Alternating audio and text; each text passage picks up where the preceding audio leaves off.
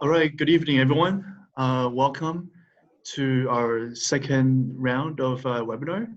Uh, today's webinar will be today's webinar will be mostly about featuring some of our students, so current McMaster students who will be sharing their student life experiences with everyone who had applied to McMaster students as undergraduate students. Essentially, just an introduction, an overview for today's session. It'll be me fielding questions, 6 questions in total, to our 3 student leaders that you guys can see appearing in the camera, followed by a Q&A afterwards for about 30 minutes. So overall, the entire length of the webinar should take no more than an hour.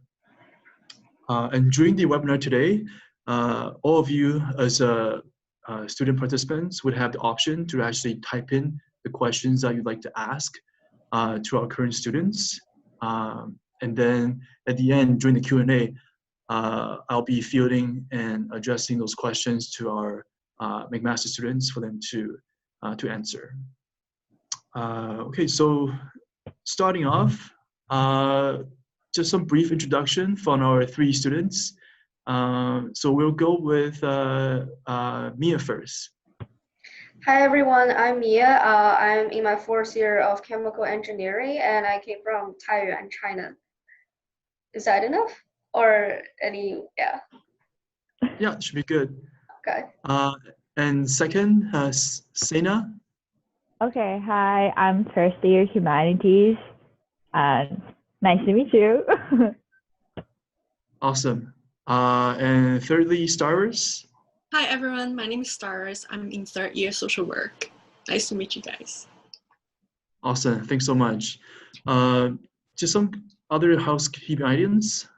So today, both our students are joining actually live in our student recruitment office on the university campus, whereas I'm actually located in Seoul, South Korea.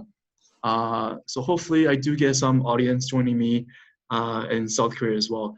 But essentially, this webinar is actually meant for applicants from the Asia Pacific region. So you may be tuning in from China, South Korea, Japan, or countries in Southeast Asia like Singapore, Vietnam, Thailand, and so on. So starting off with a list of questions that I have. The first question I have here for our student panel is that what made you choose or decide to choose to come to McMaster? And then we'll have, I guess, Mia to answer or to start off with this question with the answer. Okay, so I applied to a bunch of universities across the sea, like all of them in Canada. So because I wanted to go into engineering and I was interested in chemistry at that time. Although just to clarify, chemical engineering doesn't really do a lot of chemistry, but it's still pretty interesting. Not a lot of like physics, like the mechanical physics though. So basically because McMaster's engineering is pretty good and pretty famous, and also I mean, like the chemical engineering is kind of one of the particularly good one, so that's why I made the final choice. And also it's like more experience learning and like kind of research oriented, which is kind of interesting. So yeah, that's why. Awesome, thanks so much, Mia. I do have to say, definitely engineering is, I would say, one of the more rigorous undergraduate programs for any students undertaking such a program. And for those of you who are applying as engineering students, just to let you know that compared to other universities who are offering engineering programs, McMaster's actually wouldn't be asking you to decide on a specialization when you apply as high school students. So essentially, you will be picking your specialization in the end of first year. So you'll be actually enrolled in your actual specialization in your second year.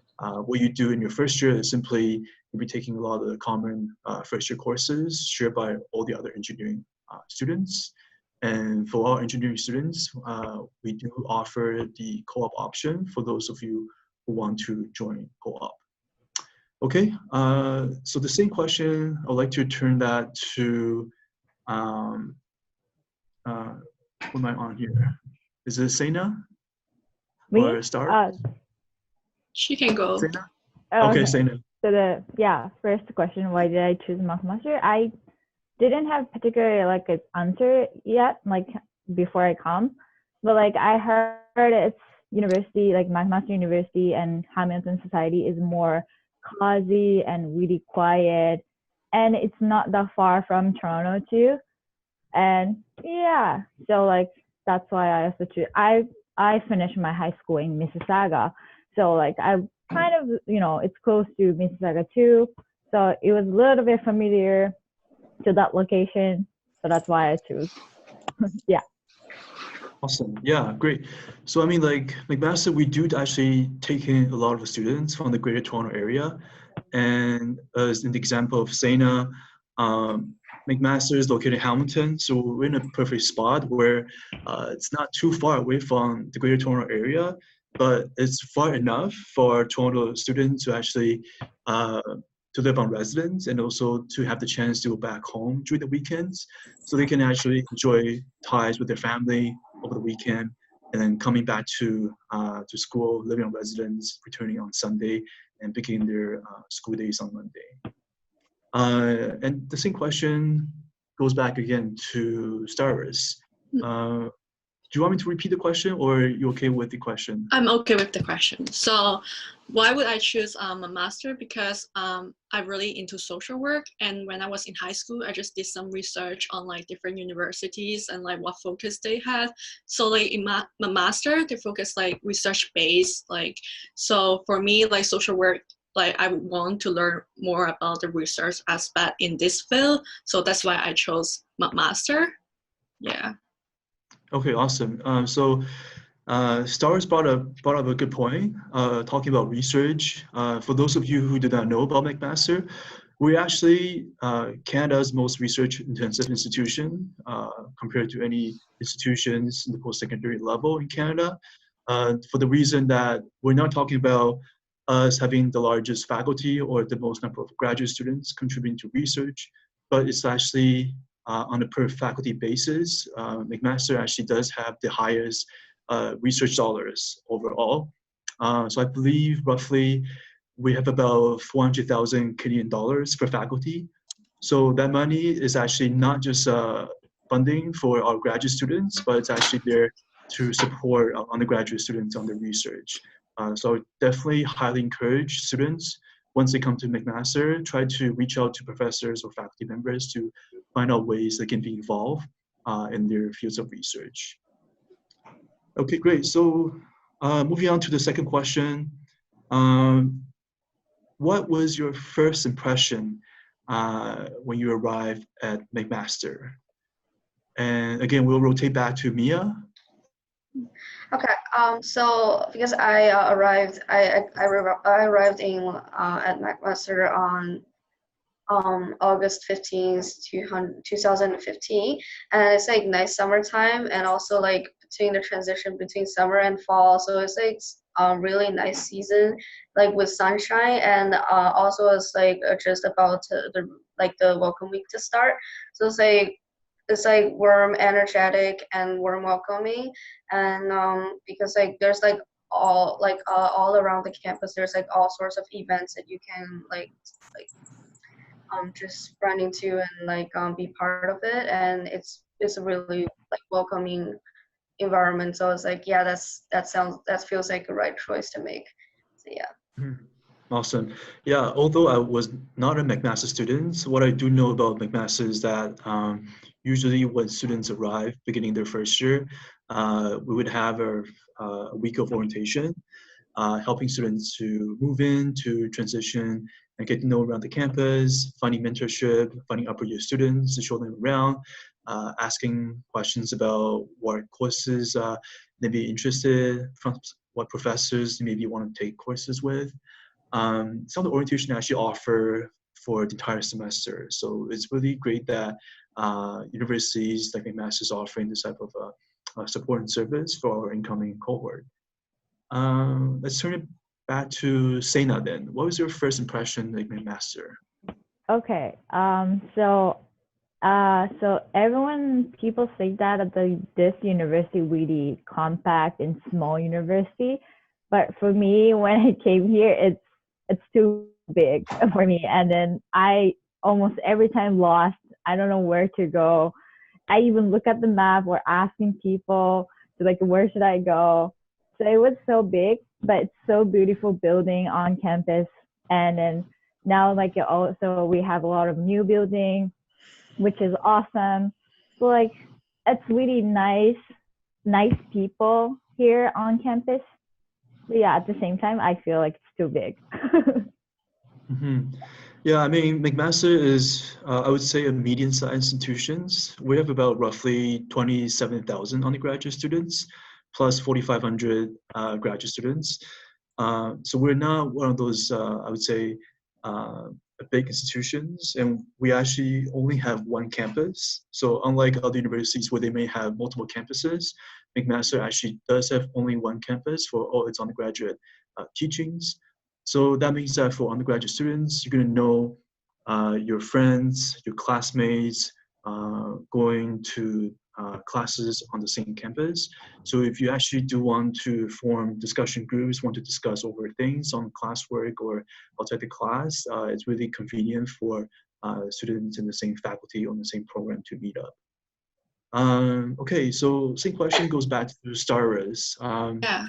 Elaborate So, more on your question. pardon?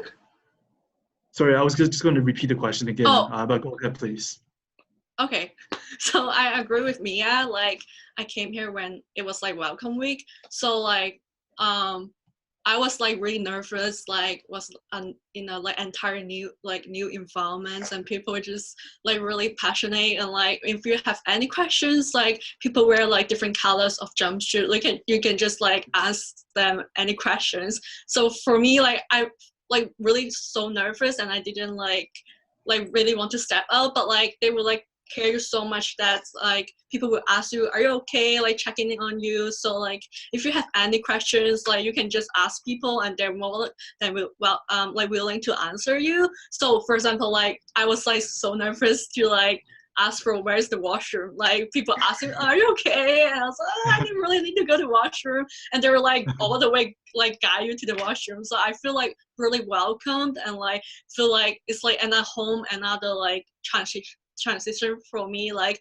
from high school to university. So like I feel like for like the incoming student, just like don't be shy and just like ask questions if you have any. Like people like more than willing to like help you. Yeah. If you guys don't mind, I just have like a kind of a comment to make. So just for what Star says.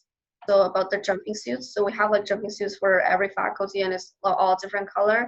So like for those people, if you see them on campus, they're basically just the first year representatives. And you like if you have any questions, just feel free to ask any of them.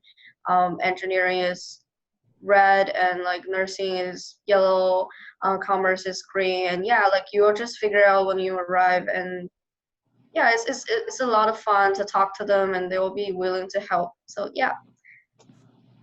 Okay, awesome. Moving on to the third question. Let's see here. What was your biggest surprise when you arrived to McMaster or in Hamilton? And we'll go back, I guess. Mia, are you ready? Yeah. Yeah. Okay. Yeah, I have like a kind of funny comment to make. It's also like kind of my first impression after I came to Canada, because I basically came here for university. And like one of the first thing I kind of noticed is like the road in Canada is kind of like broken, broken apart into pieces, and is kind of like not like a great flat road you can like see or imagine. But yeah, other than that, I think it's all right. And Hamilton is kind of like a quiet city, not like a lot of like the large city, like if you would imagine like say Shanghai or Beijing. Like it's more like it feels more like a town instead of a city. Like it's quiet and not many like really fun stuff around. But I think it's good for academics, so it's fine. Yeah. Yeah, definitely. My first impression actually arriving to Hamilton was that when driving around Hamilton downtown, I noticed that it's got a lot of one-way street actually compared Oh to where I yeah. used to live. Yeah. So it got me confused whether I should turn left into that street or try to go to the next one and turn. But same question goes back to Zaina. Okay. Okay, so biggest surprise is, okay, I don't know if some of you familiar with this, or I, particularly me, like especially me, I didn't have any much friends to go into the university outside of my country. So after I came here and I start to study, I attended the lecture. Is like, okay, like the professor said, okay, in this week you need to read around 100 pages. Like, what? It's like, are you sure? It's like, it's a bunch, you know. And then some people, it said like, oh, I don't read it, or like, oh, it will be fine, or something like that. So like, so that way the amount of study is a lot compared to, so I'm from Japan, so compared to, I think Japanese university is really, really a lot. So, and then like so many people going to library to study until like really, really late. And then even they come to really early class, they attend. Like that's my big surprise for me. Yeah. So study is really big surprise. Definitely, yeah. University can get actually really overwhelming at times. So key things I think to keep in mind is try to get always caught up with readings. Try to do some of the suggested reading before each lecture, so you're actually well prepared in the zone and listening to professor. Um, Question again: what was your big surprises? Goes back to Star Wars. Yeah, so for me, I think for me is the different kinds of like services and resources this university provide. So since like there's a variety of like resources we can like get from. So for example, I'm in social work, so most struggle I have is like writing papers and stuff like that. So like they have like support of like writing assistant and like in the library, or like there's like peer support network that like people can like help each other out if like there's a questions. So also like I feel like students like maybe need to know about like some mental health support and services that this campus provide.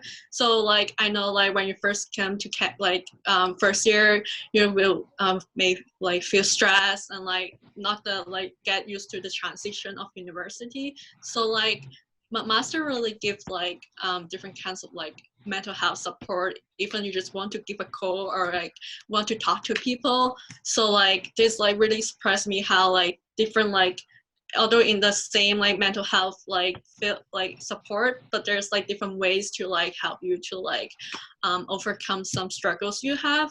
So like I also really appreciate like the support like there's like different clubs in like McMaster. So like I feel like joining a club like will be like it from your culture would be like make you more like comfortable and like get used to like the university culture. So like I'm surprised like McMaster I think it's like more than like 100 clubs student can join. So this like for me like I need to do some research. Okay, what am I interested? Just like really want to get like involved in like this community.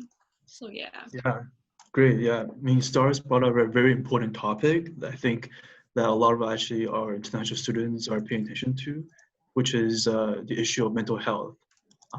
So we actually at McMaster, we do recognize the importance of mental health issues on campus, and we definitely want to highlight the fact that there's definitely support and services we need, and especially our local health and wellness center is definitely a good place for you to get counseling support. But also, if you actually do need to speak to someone, maybe you can also try to speak with one of your peers or friends that you've made in the clubs that you've joined. As mentioned, there's a lot of clubs out there, whether it's academically related, social, recreational, or cultural. Definitely want to reach out to some of your peers and friends and just talk things over instead of try to hold on everything to yourself. Fourth question, moving on. Who has the biggest impact on you at McMaster so far? It could be instructor, maybe staff like myself, maybe not. But who's actually the biggest impact? Could you elaborate more on that, please? Let's go back to Mia. Okay, so I'm gonna talk about one of my instructor. He's an assistant professor now. He's like super young, and he finished his undergrad and I think PhD grad school all here at McMaster for chemical engineering. And this guy is like he's like a super nice guy, and he's funny. He's like nice to people, and he remembers students' name. He's like close to students. And at the same time, he's like a super brilliant people. So like one of the famous thing about him is like because he graduated from here like for undergrads, and I believe that he got all his course like 12. So like he got 12 GPA, and every course he take is like a 12, which is like really impressive. And he's also like really hardworking as an instructor. He's like the only instructor that would set up like a camera for every lecture. So like he would record it and put it on YouTube. So like you can check it out after class or whatever. And also he do a lot of feedback throughout the term, and like also there's like review session and stuff. So he really tries to help students, and he's kind of like a role model for me. I'm not as good as he is, but it's like really inspiring to see someone like him in the field. It's like, yeah, like someone like, yeah, and I think he really loves what he's doing, and he really put work into that, and I think that's the greatest thing about him. That's great. That's great that you are able to find a role model in your field. Yeah. Okay, same question goes back to Sena, please. Who has made the biggest impact on you at McMaster? Okay, so so after I came here, I was in first year social science before I switched to humanities. So like I kind of struggle with study. So because it's a lot of terminology going on, and I really didn't understand the lecture. And then so I didn't went through the MEL program, which is like ESL program for international students. I didn't went through, so that's why I so struggle. But after finished social science, I talked to one of the like manager, I forgot, like Dr. Morrow from MEL program, and then like I went back to like MEL program, joined the MEL program, which is ESL program on McMaster campus, and then it was really awesome. Just she helped me, like I think whole my university life, I believe. And then now I switched to humanities, and I'm really good. I'm really okay to study. I'm totally can understand what the professor is saying. So like I feel like okay, it takes 1 year to study for getting the MEL program. So probably some people think it's, oh, maybe you're wasting your time or you're wasting your money. Some people might say that, but I don't think so. If you really want to study, if you really want to understand what the professor is saying, then like, you need to have basic English, like terminology and stuff like that. So if some, the current applicants who got offer with this requirement, then probably you should go. You should go to join the MELT program and like just try to improve your English skill and back to university life. That's my recommend. Yeah. Awesome. Thanks so much for the tips. I mean, after this webinar, I think Sena, you'll be more than okay to survive in humanities. Going back to one of the key program we have at McMaster, like you mentioned.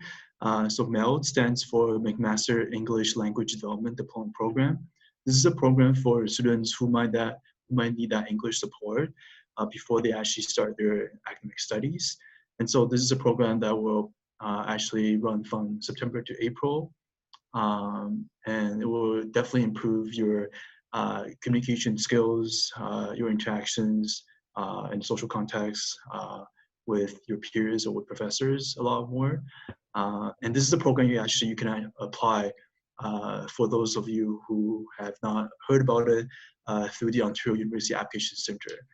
So for those of you who actually have just fallen a bit on your TOEFL or IELTS, this is a program or a bridging or pathway program which you can apply to through OUAC system. So again, going back to Star's same question, who's made the biggest impact on you at McMaster so far? I think it's the professors in my program because they're really supportive and like resourceful. They're also like passionate on what they're teaching. So if I have like any questions, I just go to them like during office hours.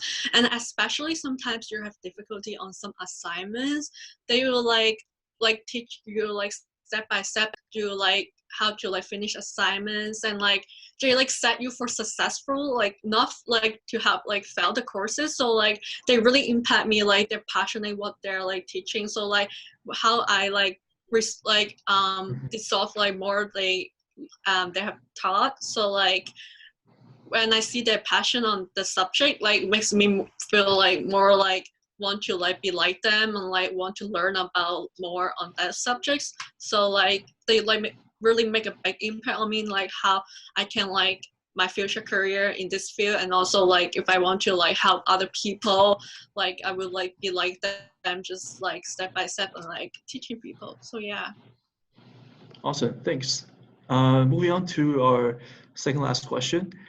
What advice would you have or would you give for current applicants to McMaster? And going back to Mina? Yes.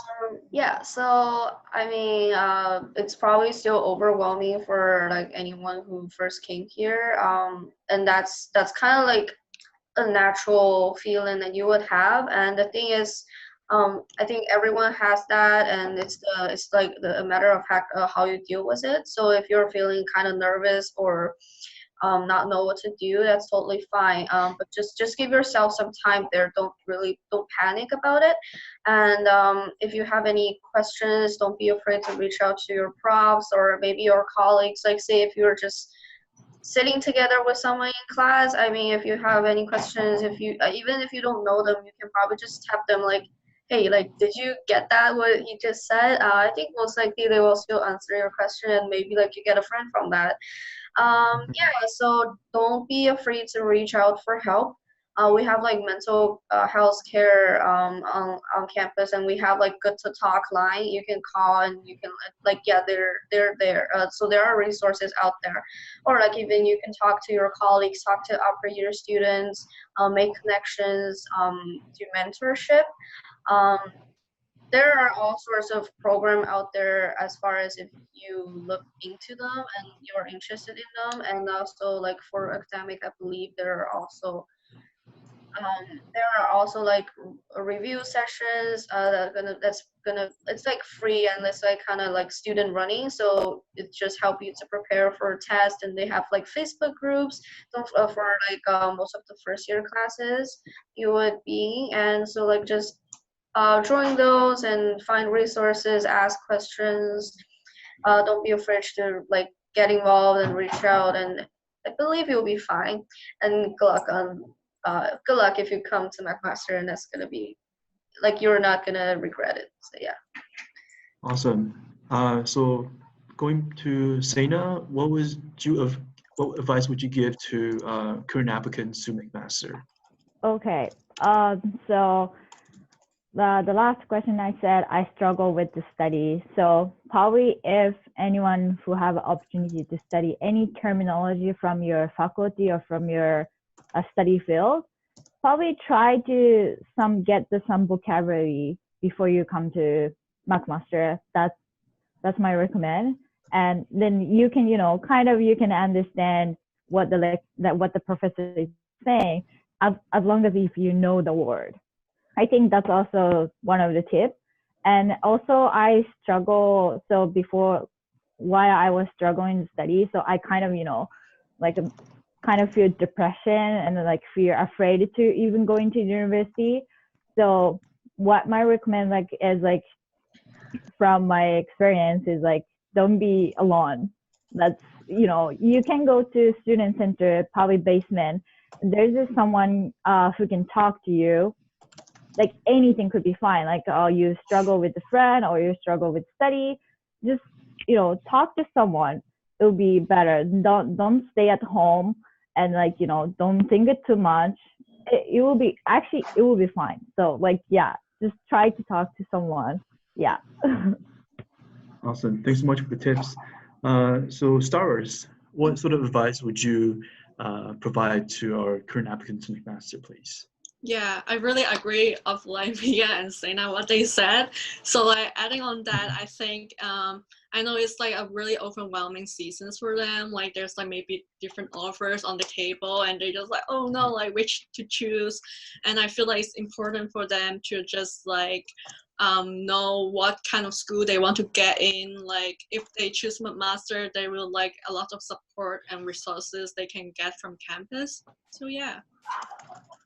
Awesome. Yeah. So I think the common thing here is not to be shy and be confident about yourselves once you arrive as a first year students, and definitely want to get involved on campus. As a first year student, when I first arrived, I think the mistake I ran through, which I'm happy to share with you guys, and I hope you guys don't make the same mistakes I did, is that I tend to be either in my dormitory, so I'm a resident, or going to class. So I'm always between on the road going to classes or going back home to study. And it's actually my second year that I started to realize that having a very good study or work-life balance is actually a lot more important than just locking yourself in the bedroom and trying to read out all the materials that your professors give you. It's important for you to find the time management skills to decipher the materials and what's important, and based on that, preparing for your exam. Okay, our final question for our panel, student panel here is that, what's your impression of life in the Greater Toronto and Hamilton region compared to your life back home, whether it's in another province or another country? So yeah, please, Mia, go ahead. Yeah, so I kind of mentioned this a little bit at one of the formal questions. It's like here it feels like more quiet. It could be a little bit difficult if you don't have a car, because Hamilton, like say if you want to reach to Costco or like some larger mall, you probably need to take the bus for like at least half an hour or like around an hour. And if you want to go to Toronto, like there's a straight bus to downtown, like but it's also gonna take like around an hour. Also, if you want to go Mississauga or somewhere else, like for food, for for nice for like taking a break, it's like really difficult if you don't have a car, especially for international students. If you wanted to really reach out to some like Japanese food or like Korean food or like Chinese food, they don't have much here to offer in Hamilton, to be honest. But I mean, like car isn't super expensive stuff, although I don't yet have one. But yeah, it's definitely worth it to like get a driving license once you settle down and get used to like the life basically, and maybe consider get a car, and that would make your life a lot easier. And Great. yeah. Awesome. I do have to say though, like when I first arrived in Hamilton, I find that there's actually quite a lot of Vietnamese restaurants around the Hamilton city itself, given with our population size and with our population density. So I think I've been to at least 4 or 5 different Vietnamese restaurants and trying out their pho or their beef noodle for quite a few times already. So the same question goes back to Sena. What's your impression of life in the Greater Toronto Hamilton area? Oh yeah, it's kind of same as me, I guess, but like it's really cozy here, quiet. We're really living with the nature. That's, I would say, in Hamilton. And yeah, it's kind of, it's harder to, move around, transfer. But like for McMaster student, we have a free bus pass, which is called HSR bus pass. So we paid it included in the tuition. So like it's free and you can get invited to bus for free. within the Hamilton society, within the Hamilton city. And even going to take it to Toronto by Go Bus, it has a student discount as well if you use it like which is called press card. So like even you take it kind of like express Go Bus. It's going to the other city. So like it actually takes time a lot of compared to car. So like you don't have to worry about too much, and that kind of thing. Awesome, thanks. I was actually going to find if I had my Presto card with me or a bus pass in my backpack, but it doesn't seem like I have it. I think I left it back home in Hamilton. So our final questions for our student. Oh, there's your Presto card. Yeah. Mia is showing. So this is the bus pass that you can actually have access to. It's good for any public transportations in the Hamilton area, and you can actually ride with your bus pass all year round. So it isn't just for you to use for September to April during the normal school year, but it's actually valid for the entire year from September to August. Okay, so Staris, what's your impression about where you live right now in the Greater Toronto Hamilton area?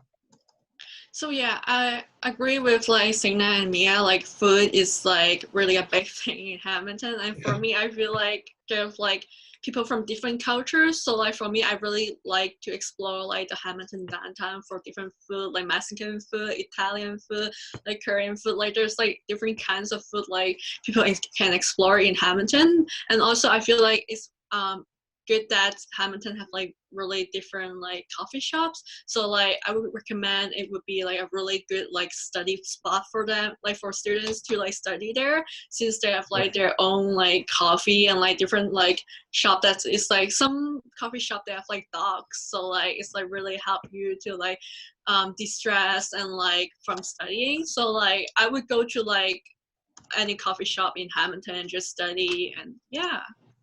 Awesome. It seems like food is actually a very common theme amongst our student panels here. But these are all the 6 questions that we have for our student panels. So I'm actually going back to our question and answer bank, so our Q&A, to see if we can actually take up any questions and address them with our student panel here. Okay, so let me go through the questions here. So let's see here. Has any of you been living in residence in your first year at all? Yeah. Yeah? Mm-hmm. So maybe perhaps Staris, could you tell us more a bit about how the dormitory or student residence is like on campus at McMaster? Yeah, like McMaster have like more than like 11 residents around the campus. So the one I live in, it's called Witten, so like it's close to like the student center.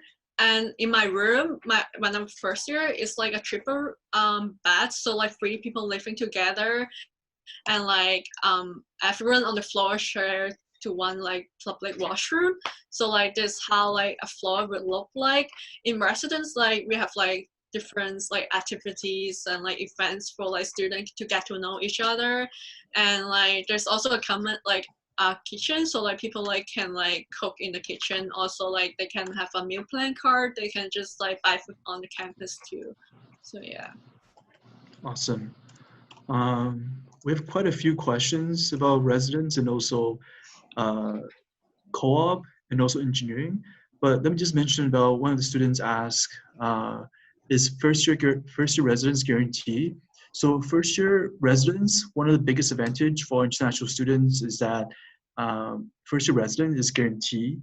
So perhaps unlike our domestic students who are studying in Ontario high schools, residence or access to residence is actually based on their high school average. So that's one big bonus for international students to take advantage of, because I do have to say that residence actually gives you the exposure, meeting with your friends, and also having that convenience in going to classes and actually be fully participating in on-campus events. So definitely highly recommend you to take advantage of our residence offering. So going back to uh, questions that might be related to what Mia can perhaps answer. Um, have you participated in any co-op Not experience? really, but like is the question you're looking at, like, say, what's the co-op experience like for engineering? What are the companies they will go? Is that the one you're looking at? Yeah, that's the one. Yeah, I'm like I'm typing up answers for that, but I can like also Huh. answer it verbally. Um, me personally didn't go on internship myself, but I do have friends that's has been on internship right now, or like going on internship in May. So, and I've been like doing some like volunteering stuff, so I have like a little bit of understanding in the system. So hopefully that's helpful for you. So I'm gonna first answer like the later half of the question, which is what are the companies they will go? It really depends on your major stream in engineering. Like for example, I know people in software and electronics, like they go to Microsoft, they go to Google, and if you're in electrical engineering, I know people go to Tesla, and also like if you're in software engineering, like you'll probably also be able to go to bank. I know people go to CIBC for co-op, or like maybe TD. And if like for me, for like chemical engineering stream, you might be able to go to PNG, you go to Shell, you go to Suncor, and yeah, and and you can go to Husky. Like one of my friends is going to Husky, or like maybe even you can find a co-op on campus. One of my colleague, I think she's working on campus like for her co-op in lab now. Or like maybe even you can work in for like you can do some summer research. That's probably a harder path to do because for international student like the funding stuff is not as the same as domestic students. So like yeah, never mind about like my comment on like do summer research and count that as co-op.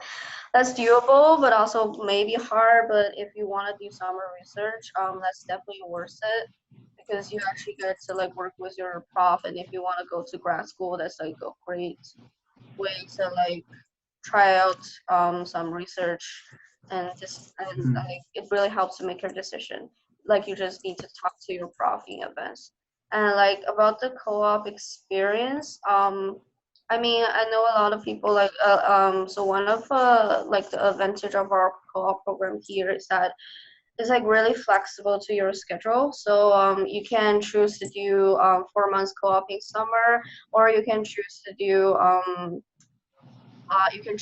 like a long internship, right? The year before you graduate. So like you can choose to do 8 months, 12 months, or like 16 months, or even you can do more. So and you can do both at the same time. If you want to have like a co-op on your degree, all you have to do is like do at least 12 months of co-op. It's also fine if you didn't do 12 months of co-op, you still get the experience and like you get the money. It's just like it won't appear on your final degree, like your bachelor degree. It just depends on if you really care about that. Um, yeah, and like there's like nothing like if you don't do co-op then you can't graduate. If you don't do enough co-op, you can't graduate. Like we don't have anything like that. All that matters for graduation is like if you finish the academic requirement, like take all the courses. Yeah. So yeah, I hope that's helpful for you. Yeah, thanks, Mia, for sharing your knowledge about co-op experiences on campus. And I mean, at McMaster, we highly stress, especially for our international students, to gain some experiential learning opportunities as much as possible. For the fact that for many of our international students, by the time they graduate, it's usually best if they have some sort of a co-op experience, internship experience, or if you're interested in research, then you want to apply for graduate schools. Definitely in your undergraduate years, you want to have some work in the lab with a professor and maybe helping out other graduate students to actually to highlight yourself or to make yourself a better candidate when you're about to find your first full-time job after graduation. Let me just see here. Other questions that we're also getting. could perhaps Stars and Sena share some of your experiences outside the classroom? So for example, whether you've done any study abroad programs, study exchanges, or any type of classes that are interesting, or classes that would require students to actually participate in activities outside the classrooms. Are there some things that outside the classrooms that you guys can share about to our potential students in McMaster? Maybe we can start with Stars. Yeah. So I think most courses in first year is like a really large classes. So like it's like more than maybe 300 people in the class and like only like professors. So like these are really big class environments if you're not get used to it. And but like after you like second year, third year, fourth year, the classes like are getting smaller and smaller. So for in my program, it's like more like discussion, like more like small group projects. So that is like for me personally, it's like easier to connect with people because like it's in a small group. So like you can like get to know people easier. So like the group projects or even like discussion based class. Yeah, I think that's it for my experience. Awesome. And what about Sena? What's your experience like outside perhaps the classroom environment? I think it's kind of same as Stars, because yeah, first year is like when you go to the class, you will see every single people is not from your faculty. Even like it's the course is from, for example, it's social science, but it's in the social science there's the econ class, but like everyone is not from social science. Someone from engineering, some from business. So like it's so big class, which is one of the biggest classes. Like one is MDCL building. It's the biggest hall, probably 300 or 400 people. That's an econ class. So and then probably it's hard to find a friend or be a friend. But like when you go to the second year and you see, I'm taking second year course right now, but most of them really familiar to the other class too, because we are also in the same major. So like can get more close, be friend, like I see your face in that class too. Are you taking this course or something like that? And you can get more friend later. So first year, like don't be scared to, even if you don't get a friend, don't worry. Second year, third year, it'll be more smaller class. So you will find it yeah. Awesome. Thanks so much for sharing Hey your guys, experiences. it's Jessica. Sorry to interrupt. I just wanted to give you a heads up that there's about 13 minutes left in the webinar, so we're going to try to get to as many of the remaining questions as possible. But if we don't get to your question, we are going to share our email addresses in the chat, so you can email us if you have any more questions. And I will leave it to you guys. You guys are doing great. So chat soon. Bye. Awesome. Thanks, Jessica, for the reminder. Jessica is actually my colleague who will be leading the webinar at the one that will be broadcasting at local time, Toronto time, East Coast time is 11 o'clock in the morning. So if you're still awake, feel free to also join that webinar as well. Other questions I have, seems like engineering students are pretty active around this time of the day today. So maybe you have some questions mostly for Mia here. Do you have any tips for engineering students once they start their first year engineering? And perhaps you can also elaborate on what are the steps after first year and perhaps selecting your specialization or your major at the end of your first year. Could you perhaps walk us the process? Yeah, for sure. So I'm gonna first talk a little bit about like study tips, and I'm just gonna refer to like specific names of the course that you're gonna take because it's gonna be like the same for any engineering students in general. So there's two core, but also at the same time, I believe they say that this year the first year engineering is gonna make some changes, and I'm not totally sure about those what are those changes are. So I'm just gonna be referring to what I had and what is actually happening for so far for first years. If that's not accurate, I apologize. But yeah, like you can kind of consider it as like tips. So you have, I think you have 3 courses in the first year that you have a project to do, like it's group project. So 2 of them that you can actually choose. Wait a second. There's like 2 courses that you have project on. I apologize. It's not 3. So one course is for sure in the first term, and the other one you can choose to put in first term or second term. So that's the 1CO3. So there's a course called 1CO3. It's like graphing and design, and another one is called 1DO4. It's like programming, and this 2 you can choose whether or not you wanted to put it in first term or second term. So you have to put one in each term, but you can choose where to put them. So I would recommend you put 1CO3 in the second term because it has a term project, and you have another course that has a term project for sure in the first term.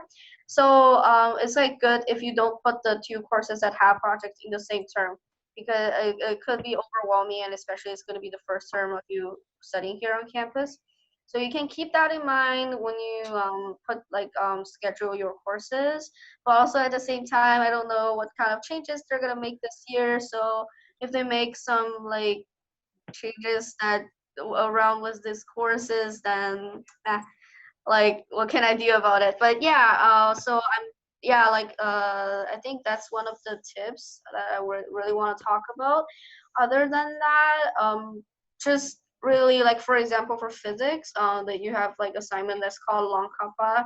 It's like 5% of your total grade, not much, and it's like takes a lot of time to do it. Actually, it's kind of hard, but please actually do it instead of just like pass by like saying it's 5% whatever. Just do it, and like on the test I think the test problem is going to be a little bit easier than the long kappa questions. So that means if you actually know how to do those long kappa questions, you should be good and prepared for your test. But that's also like the pretty much the only thing like you get to practice for your tests and for your tutorials. So please do look into them, and also go to your lectures. Don't skip lectures. Just keep on track of everything and don't stress out too much. It's gonna be all right.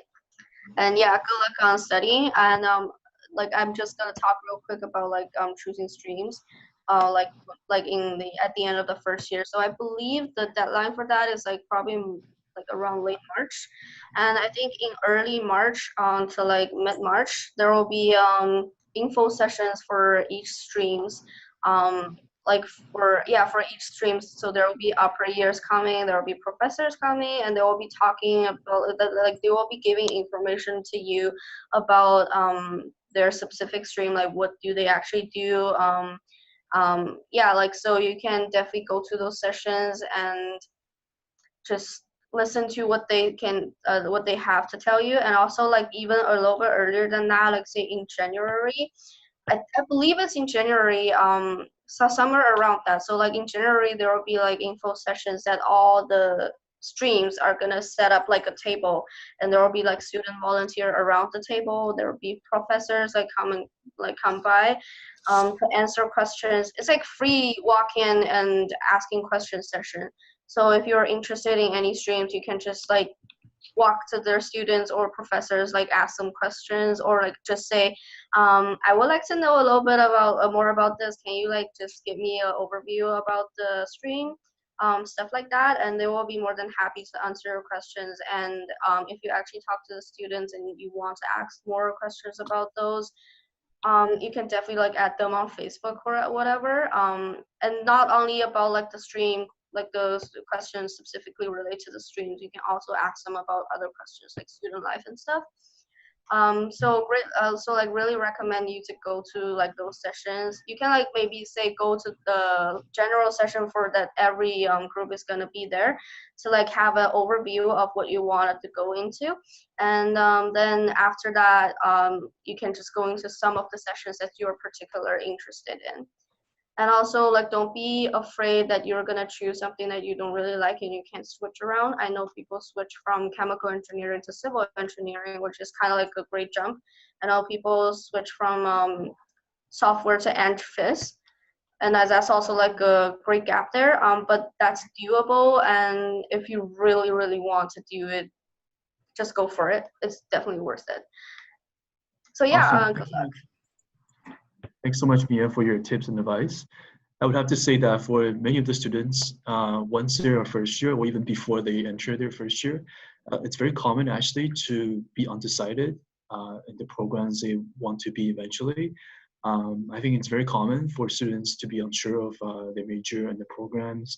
And I mean, for a typical North American university, even a McMaster, changing, modifying, or switching programs can actually be easily done, and especially if you want to change programs within the same faculty, because a lot of the required courses are relatively identical. So it doesn't mean that if you do decide to change program or change major, that you actually would need an extra year or two before you can actually graduate and finish your degree. So other questions that we have here that sort of apply to all of our students. So one of the questions that we have here is, does McMaster offer co-op experience for a particular faculty or program?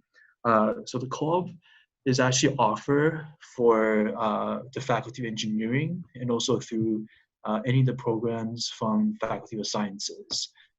Internships is actually offered by Social Sciences and also for the degree School of Business, so for the Commerce program students. So unfortunately, international students actually won't be able to participate in internships in business and social sciences, but we actually do have other variety of different ways or experiential learning for our students to get involved.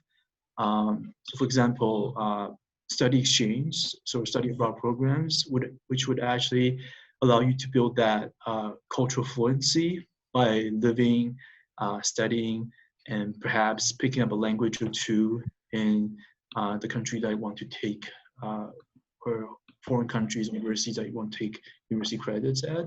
So it's very important for you to keep an eye out on some of the experiential learning opportunities that are offered by individual faculties that are not offering, say, a co-op or internship program to you.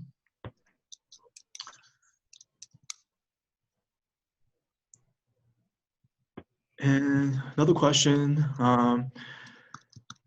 was asking about, what do you think McMaster is actually best known for? And I'm not sure if our students are prepared for answering this question, but I would have to say really, McMaster has a really good balance in its area, whether it's research or teaching.